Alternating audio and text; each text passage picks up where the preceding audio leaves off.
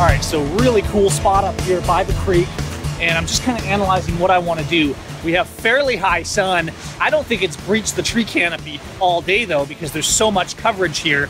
So the light's a little flat, but it's also really beautiful down here. So if you'll take a look, I just want to talk a little bit about what I'm thinking on the analysis side.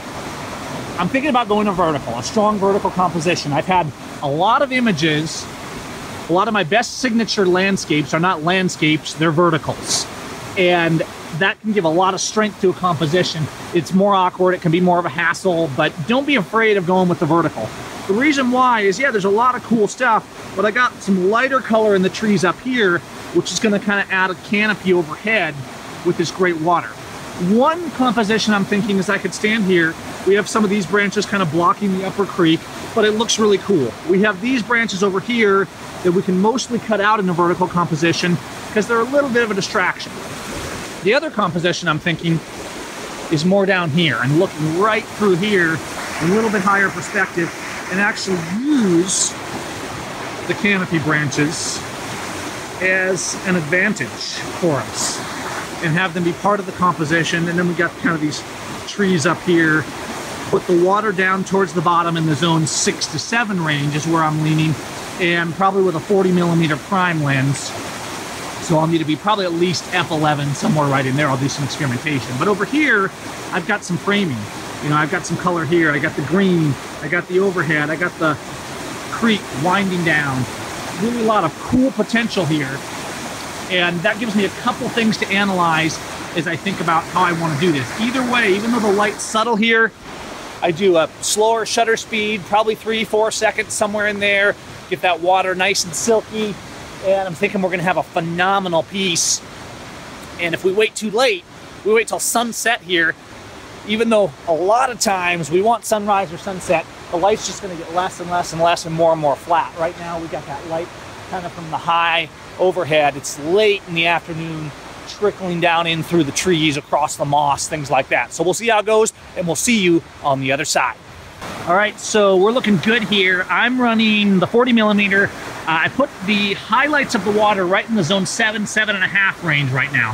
1.6 seconds at f13 is where I'm gonna be right now. And so far, so good. We're actually probably gonna have some of the real white highlights above zone 7, maybe into the 8, or even a little higher. But we won't be clipping in the final image.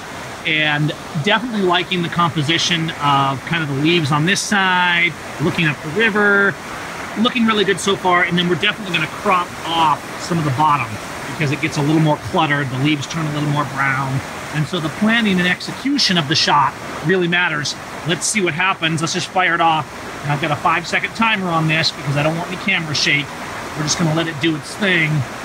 And give a couple seconds here. Yeah, it's looking great, and I'm going to keep experimenting just a little more, but I think we got this one. All right, I think we got this. I mean, we've got a couple seconds on the exposure, the light's looking good, the water's looking good. One of the things I'll do when I'm in the field, there's little I hate more in a great image than I get the image and I get home and it's like, oh man, it's so good, and I look at the details and I did some technical thing wrong that it's not going to print well and hang well on the wall at size, because that's what I'm looking for is the wall portrait here.